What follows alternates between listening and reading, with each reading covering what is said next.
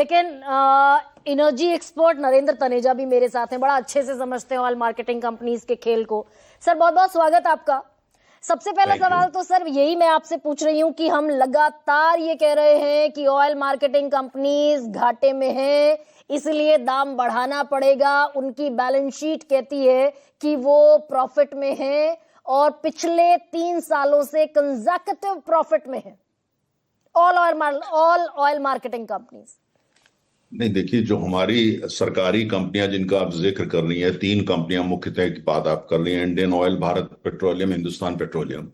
ये तीनों कंपनी में खाली ये मार्केटिंग कंपनी नहीं है, इनके ऊपर ये जिम्मेदारी है कि पूरे देश की जो तेल और गैस की सुरक्षा है उसकी जिम्मेदारी इन कंपनियों पे है। इन पे जिम्मेदारी है क्योंकि 90% हम तेल आयात करते हैं, क्योंकि हमारी अर्थव्यवस्था तेजी से उसका विस्तार हो रहा है और हम रोजाना 56 से 57 लाख बैरल हमारी अर्थव्यवस्था तेल पीती है और हम दुनिया के तीसरे बड़े तेल के उपभोक्ता, दुनिया के दूसरे सबसे बड़े हम तेल के आयातक हैं। इन कंपनियों पे जिम्मेदारी है जो अंतरराष्ट्रीय, अगर आप साइज से देखें, जैसे चाइना से कंपेयर करें तो बहुत छोटी हैं।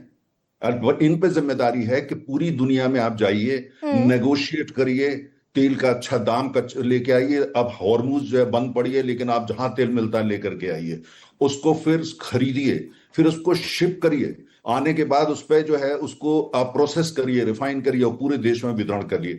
जिस कंपनी पे आपने ये जिम्मेदारी दे दी है पूरे देश की, उसकी अगर बैलेंस शीट कमजोर होगी, जब आप नेगोशिएशंस करने जाते हैं तेल लेने के लिए, आपको कौन क्रेडिट देगा और कौन अच्छा दाम देगा, क्योंकि उनकी वो ये नहीं देखते कि आप चाइना या इंडिया है। खरीदार होता है। और आज की तारीख में जब पूरी दुनिया के अंदर तेल की किल्लत है।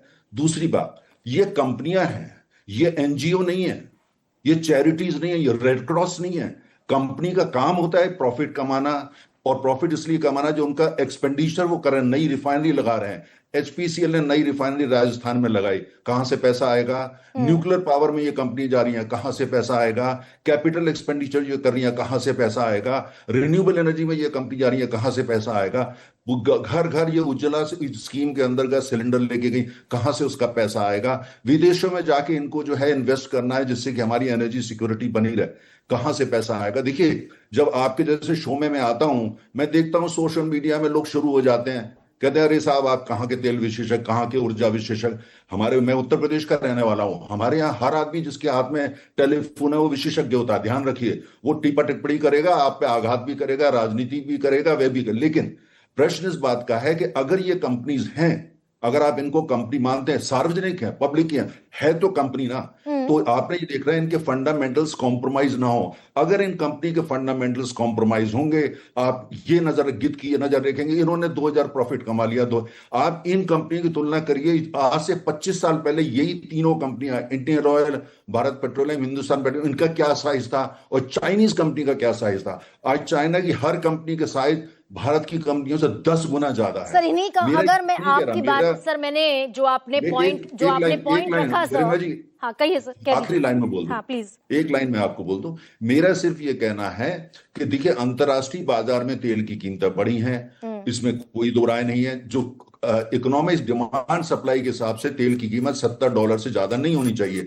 बाकी जितनी कीमत है वो जियो पॉलिटिकल प्रीमियम है, और जैसे ही ये जियोपॉलिटिकल सिचुएशन थोड़ा ठीक होती है, तेल की कीमतें वापस नीचे चली जाएंगी। मैं इसी सवाल पर सर आने वाली थी भाई। इंटरनेशनल मार्केट में $30 पर बैरल भी क्रूड ऑयल के दाम पहुंचे। क्या ये ऑयल मार्केटिंग कंपनीज एंड सरकार लोगों को, हम जैसे आम लोगों को फायदा पहुंचाते दिखे? कि हम तब भी 70 रुपए लीटर डीजल पेट्रोल खरीद रहे थे। देखिए, जब तेल बीच में एक दौर आया था जब तेल बहुत सस्ता हुआ था थोड़े दिन के लिए, वो दौर था 17 दिन का। उस 17 दिन में यह काम हो सकता था, जरूर हो सकता था कि जो थोड़ा कंपनियों को फायदा हुआ है उसमें से एक हम जो है फंड बना देते। वो फंड बना देते, 10-20 हजार करोड़ रुपए का बन जाता कि ऐसे हालात हो तो उस फंड को यूज करिए। लेकिन इसके लिए दूसरा इंस्ट्रूमेंट आपके पास होता है जिसको ऑयल बॉन्ड होते हैं। हो सकता है सरकार उसको लेकर के आए, किसी दूसरे नाम से लेकर के आए। लेकिन मेरा यह कहना है वो अर्थव्यवस्था चाहे भारत हो, चीन हो, जापान हो, कोरिया में इनके एशिया की अर्थव्यवस्था का नाम ले रहा हूं, जो इतना निर्भर है तेल के ऊपर। दूसरा ध्यान रखिए गर्मिया जी, सर इसका तेल मैं का कोई आर्टिकल विकल्प आप नहीं ही है। का मैं आर्टिकल पढ़ चुकी हूँ। वो जो चाइना से और तमाम हम इकोनॉमी से कंपेयर करते हैं तो हम ये भी भूल जाते हैं कि भाई उनकी कैपेसिटी 9 मिलियन बैरल को स्टोर करने की है ऑयल स्ट्रेटेजिक रिजर्व के तौर पर। हमारी सिर्फ 39 मिलियन बैरल स्ट्रेटेजिक रिजर्व है। ये किसका फेलियर है सर कि हम वो मैं डिपेंडेंसी आपको घटाने के बजाय इंटरनेशनल मार्केट पर हम और डिपेंडेंसी बढ़ाते चले जा रहे हैं? गर्मा जी, चाइना ने आपकी फिगर में बिल्कुल, आप चाइना ने पिछले एक साल में 1.3 बिलियन बैरल्स तेल के भंडार बनाए। 1.3 बिलियन एक साल का उन्होंने तेल के भंडार बनाए, स्ट्रेटेजिक भी और कमर्शियल भी। लेकिन चाइनीज जो अर्थव्यवस्था है वो हमसे कई गुना बड़ी है। चाइना ने ये दो भंडार किससे बनाए? रूस से सस्ता तेल लेके और ईरान से सस्ता तेल लेकर के उन्होंने ज्यादातर भंडार उससे बनाए। और उसकी वजह थी पॉलिटिकल थी, क्योंकि चाइना जो है वो उस स्टेज पे पहुंच चुका है जहां उसको G2 बोला जाता है। उसकी तुलना अमेरिका से करी जा रही है। हम चाइना नहीं है, हाँ। स्वीकार कीजिए। हम अमेरिका नहीं है, स्वीकार कीजिए। हमारी अर्थव्यवस्था अभी छोटी है और हमारा जो जियोपॉलिटिकल क्लैशेस है, जियोपॉलिटिकल संघर्ष है, बिल्कुल अलग किस्म का है। और दूसरा, हम वो जो नहीं वहां की सर, इसमें राजनीतिक बस व्यवस्था इंपॉर्टेंट है, वो भी हम नहीं है। दो तीन सवाल और पूछ लेती हूँ बस जल्दी जल्दी कि अमेरिका नहीं है हम और हम चाइना नहीं है, लेकिन हम 2020 के यूक्रेन और रशिया वॉर के बाद हम रशिया से लगातार सस्ता तेल खरीद रहे थे। अमेरिका को सनक चढ़ी कि हम नहीं खरीदने देंगे, 25% का टैरिफ भारत पर जड़ेंगे और हमने स्वीकार कर लिया।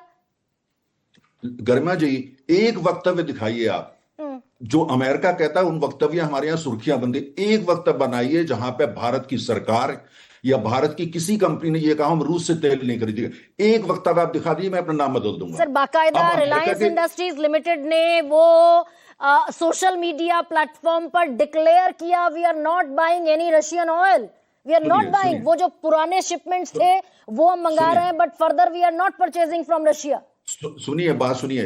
कोई भी भारत सरकार की कंपनी ने इस तरह का वक्तव्य दिया? किसी ने नहीं दिया। और लगातार जो रिलायंस का भी आप जिक्र, किसी कंपनी ने रूस से तेल खरीदना कम नहीं किया। देखिए, सेंटिमेंट्स और भावना ये जो होती है, रूस सस्ता तेल आपको नहीं देगा अगर उसका तेल महंगा बिक रहा है। तो आज रूस आपको कोई डिस्काउंट नहीं दे रहा। कुछ पार्सल ने रूस से खरीदे जो उन्होंने हमसे प्रीमियम चार्ज किया है। देखिए, हकीकत ये जो सेंटिमेंटल बातें होती हैं, जज्बाती बातें हैं, रूस दोस्त है, अमेरिका। आप देखिए, भारत महाशक्ति बनना चाहता है, बड़ी अर्थव्यवस्था भारत बन रहा है। जब आपकी एम्बिशन इतनी बड़ी होती है, कोई दोस्त नहीं होता राजनीति के अंदर।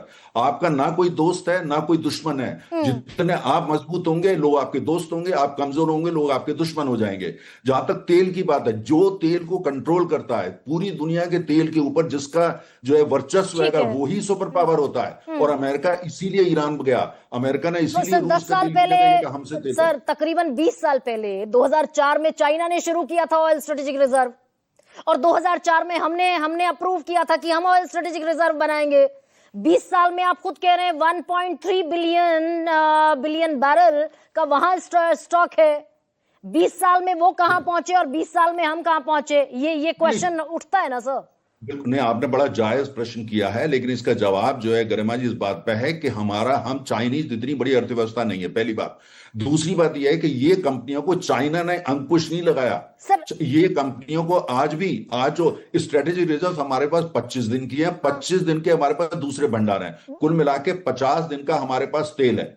और दूसरी बात ये ध्यान रखिए, दूसरी बात ये ध्यान देने की है कि हमने जो स्ट्रेटेजिक रिजर्व जो जैसे चाइना ने बनाए हैं, उस किस्म के स्ट्रेटेजिक रिजर्व्स आप इंडिया में इसलिए नहीं बना सकते। चाइना ने तमाम तेल वो लिया जिसको कई देशों ने कहा वो सैंक्शनड है। चाइना ने तरह तरह के तरीके अख्तियार करे। मैं आपको एक छोटा सा उदाहरण देता हूं, बस छोटा सा सर, मुझे क्योंकि आपसे सवाल पूछना है अर्थव्यवस्था पर। हम बार बार कह रहे हैं कि we are the fastest growing economy, we are the fastest growing economy. उसके अपने सेटबैक्स होते हैं, उसका आम लोगों को क्या फायदा हो रहा है सर? हम पर कैपिटा इनकम में 142वें नंबर पर खड़े हैं, अरबपति बढ़ते चले जा रहे हैं, टॉप बॉटम 50 के पास मुश्किल से देश की संपत्ति का 5% है।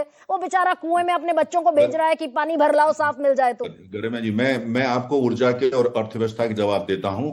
जब आप ये कहती हैं हम विकासशील अर्थव्यवस्था है, तमिलनाडु के अंदर पर कैपिटा GDP बिहार और यूपी से 3 गुना ज्यादा है। भारत के अंदर की बात कर रहा हूं। इसी और अन्य राज्य जहां ज्यादा है, हमारे यहाँ चुनौती 4-5 राज्यों की है जिनकी आप चर्चा कर रही हो। आवश्यक ये है कि हम सब मिलके इनका वो करें। दूसरी बात ये, हमको ये तय करना होगा इन कंपनियों को जिनके बारे में अब हम लोग बहस कर रहे हैं, इन कंपनियों को कंपनी की तरह चलने दीजिए, इनको मजबूत करिए। यही वो कंपनियां आने वाले 20 साल तक आपकी और पर मेरी सर गरीब और और हमारे गरीब देश के होता रहे, इस पर भी एनर्जी कंपनियां तो सिक्योरिटी को सर कर सर सर बनाएंगी। एक सेकंड, गरीब और गरीब होता रहे। Thank you so much for your valuable input sir. Ragini Nayak,